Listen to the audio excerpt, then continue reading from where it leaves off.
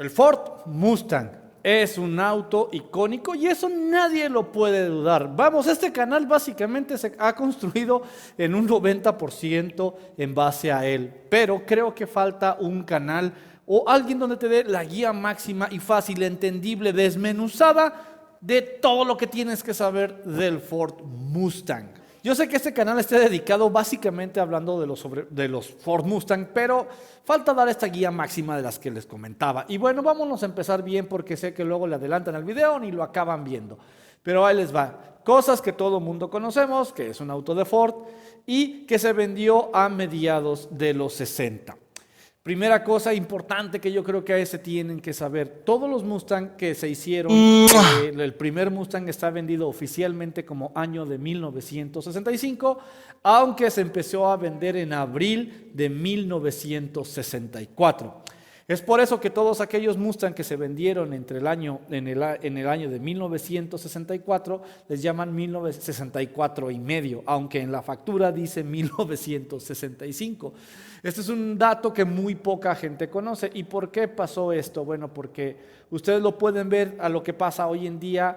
Las agencias se adelantan un poquito con el año y básicamente te van sobreadelantando el año del que van vendiendo. Esto no fue la excepción en los Ford Mustang. Y en su presentación que se hizo en aquella feria mundial, pues empezaron a vender autos. La creación de este auto fue para llegar a un segmento de gente joven, trabajadora, que la verdad es que no es que anduviera muy sobrada de dinero, pero que quería un auto deportivo que se pudiera mover bien, que pudiera ir con la familia, que pudiera tener un alegre fin de semana en un auto coqueto, deportivo, bonito, y que no se gastara tanto dinero, todos los ahorros de su vida en tenerlo. Hay que recordar que para aquellos años ya existía el Ford Thunderbird, que querían venderlo como un auto deportivo, pero spoiler, no acabó sucediendo así. Y también estaba por ahí el Corvette, que ya era un gran deportivo y pues no alcanzaba para la gran mayoría de las personas. ¡Cállese y tome mi dinero! Comprarlo. Y otra opción era Pontiac, tenía ya por ahí el GTO vendiéndose, aunque también era un deportivo más grande. Y aquí es donde entra Ford. Tomó una idea básica, regresando un poco a sus principios del Ford T, que es decir, que sea un auto para las masas. Aquí también es eso, un deportivo para las masas. Y aquí es donde entra otra historia o otra anécdota, aquella muy famosa que dice que los Mustang estaban hechos para secretarias. Cosa que es verdad a medias. La frase efectivamente es una frase que se le atribuye a Carroll Shelby, pero la idea era decir que el Mustang era un auto que hasta las secretarias pudieran comprar, es decir, no menospreciando a quien haga el trabajo de secretaria, pero es un trabajo normal donde la retribución económica generalmente no es muy alta. La idea del Mustang es que hasta una secretaria que no pudiera tener un sueldo muy alto pudiera acceder a un Ford Mustang nuevo. Es decir, era el deportivo para las masas, el deportivo que cualquier persona, cualquier joven, jovencita, etcétera, lo pudiera comprar sin tener ningún problema. ¿Qué pasó? Que fue un cañonazo de ventas, algo que la propia Ford no se esperaba. En ese momento, Cell sintió el verdadero terror. El primer año, es decir, en 1964, vendieron más de 600,000 unidades y para el año de 1965 sobrepasaron el 1,000,000 de ventas del Mustang. Estamos hablando 64 y 65, que en realidad digamos que sería el 65. Más de 1,5 millones de ventas en 2 años es una completa locura, es un hitazo y es un cañonazo. Obviamente esto despertó el interés de sus competidores y aquí es donde otros vehículos se entran como su eterno rival, el Chevrolet Camaro. ¿Coincidencia? ¡No lo creo! Pero aquí hay un dato importante, relevante. Dato de vital importancia. Que el Mustang se le adelantó a Dodge, más bien dicho. Dodge presentó primero el Barracuda hacia el público y Ford se le adelantó en ventas, es decir, el Barracuda no pegó, pero el Mustang sí pegó y el concepto del deportivo es el mismo. Fin del dato de vital importancia. Ahora, me voy a explicar ya un poco más acerca de la plataforma del Mustang. Este auto, su primera generación, su antecesor, su abuelo, su donador, su papá, no sé cómo le quieran llamar, es el Ford Falcon. Literalmente Ford hizo lo siguiente, pilotos. Tomó un Ford Falcon, le cortó un poquito de adelante, un poquito de atrás, le cambió los acabados del vehículo, le quitó ciertas partes elegantes. ¡Voilà! Nace el Ford Mustang. Es por eso que muchos confunden un Falcon de la generación del Mustang, de la primera generación del Mustang, con los Mustang, porque sí, efectivamente son muy, muy, muy parecidos, porque digamos que el Falcon provió de piezas hacia los Mustang por bastantito tiempo, ¿no? De hecho, digamos que toda la primera generación del Mustang, la que va a ir, se llama Early Mustang, la que va del 64 al 73, pero va a haber ciertos cambios. Entonces, a lo que yo me quiero referir es a la primera etapa de la primera generación del Mustang. Oye, despacio, cerebrito. La que va a ir de 1964-65 a 1968, va a compartir completamente la plataforma con el Ford Falcon. Y de aquí, de esta primerísima generación, es donde se vienen o han nacido grandes hitos en los Mustang. Lo primero que tendríamos que decir, el primer gran hito que nace aquí son los que hace efectivamente Carroll Shelby. Carroll Shelby se hace por parte con Ford para poder vender motores. Carroll Shelby tiene la fama por haber corrido en Le Mans. Y bueno, pues Carroll Shelby tenía su equipo que le llamó Cobra, pero también su negocio de venta de autos de alto performance. Y fueron los Shelby Cobra, de ahí el nombre Shelby Cobra, ¿no? O sea, literalmente su apellido en los autos. A eso se le llama estrategia. Y tomaba Mustangs que a partir de 1965 modificaba en ciertos aspectos. ¿Qué es lo que hacía? Bueno, pues por ejemplo, les podré decir que usaban motores 289, pero tienen una relación de compresión más alta. El motor venían con carburador de 4 gargantas, mientras que los Mustang venían con carburador de 2 gargantas. Asimismo, o sea, su múltiple de admisión.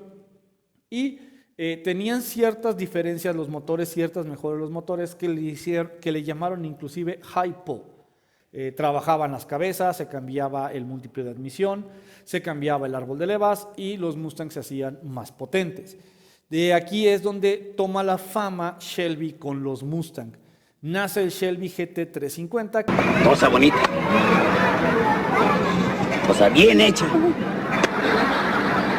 Cosa hermosa. Que otra parte de la leyenda, ¿por qué se llaman 350? Porque realmente te dice que había 350 pasos entre la nave donde se fabricaban los Mustang y la nave donde Shelby modificaba dichos Mustangs. No tenía nada que ver con el caballaje, como muchísimos creímos por mucho tiempo, sino era más bien un concepto de dónde estaba sentado su empresa, su fábrica, con Ford. Entonces eran 350 pasos. El auto se hace muy, muy exitoso, se venden las unidades, a la gente le gusta, a Ford le gusta el concepto, y entonces Ford trabaja la evolución de ese auto, que fue el Shelby GT500. Y aquí no era porque fueran 250 pasos más todavía, no, aquí en realidad ya fue un aspecto de mercadotecnia, porque el Shelby GT500 ya iba a tener cosas diferentes a lo que tenía el GT350 de Carroll Shelby. Esto es motor más grande, transmisión mejor puesta, mejores frenos y mejoras en la suspensión. Un paquete de interiores más elegante, un auto mucho más agresivo. Así nacía el Mustang Shelby GT500. Ojo, el GT500 es vendido por Ford, el GT350 es vendido por Shelby of America, que no es lo mismo, que son empresas, digamos, diferentes. Shelby of America trabajaba bajo la licencia de Ford y el nombre Shelby GT500, Shelby le prestaba su nombre a Ford para que lo pudiera vender así. Este binomio funcionó bastante bien para la primera etapa de los Mustang, la que les digo que va a ir de 1965 a 1968, inclusive un poco más allá. Esta es la etapa donde los Mustang van a gozar de muchísima fama, donde se van a posicionar en el mercado internacional como un auto bonito, con estilo, porque eso es sobre todo lo que lo marca a los Mustang. Tiene estilo muy, muy fuerte. Tiene un nombre muy fácil de recordar, muy fácil de memorizarse y además te evoca hacia los caballos, la libertad. Entonces es una gran pegada. He de decir que originalmente el coche no le iban a poner Mustang. La idea de otro personaje muy, muy importante en toda la historia de los Mustang es el señor... Era el señor Lee Iacocca. El señor Lee Iacocca, digamos que es la mente mercadológica, la estructura de ventas detrás del auto. Y él quería ponerle Cougar. ¿Qué? ¿Qué? ¿Qué?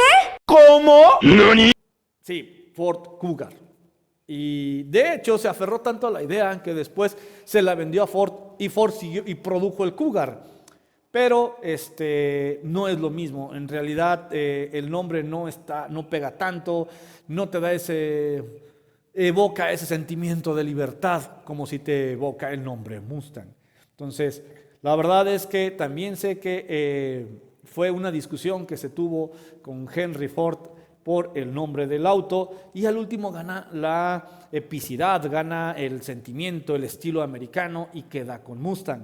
También es otra cosa, de hecho ya lo hemos mencionado en el canal, pero el nombre de Mustang no va por el caballo, aunque sí utilizaron el caballo nativo americano, la idea se produjo por el avión, el P-51 Mustang, un avión de la Segunda Guerra Mundial que tuvo a bien hacer actos heroicos durante la Segunda Guerra Mundial y el nombre pues de ahí se vino. Se dice que un piloto de pruebas de los Mustang fue el que propuso el nombre, pero él lo pensaba por el avión, no por el caballo.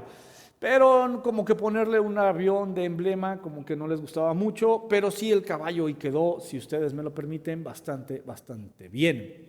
También es por eso que se dice que el caballo en los Mustang de primera generación sobre todo está adentro de un corral, porque si se fijan está el caballito corriendo, pero siempre tiene un marco. Entonces se dice que el Mustang está dentro de un corral.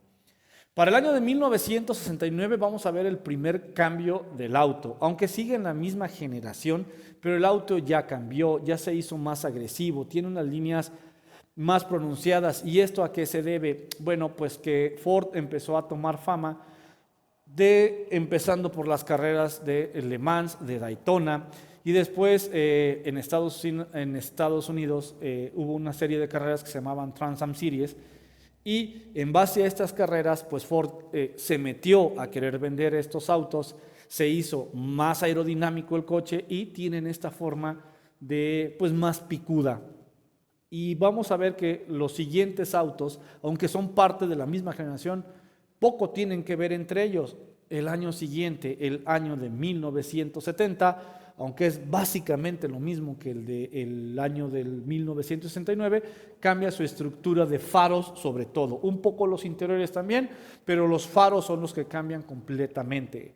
En lugar de ser estas 4 unidades, son 2 unidades con las tiras de la direccional hacia un costado, que es una generación muy agresiva. Después, la última de la generación, de la primera generación, es el año de 1971 al 1973, que hasta la fecha son los Mustang más largos que se han producido, más grandes de defensa a defensa.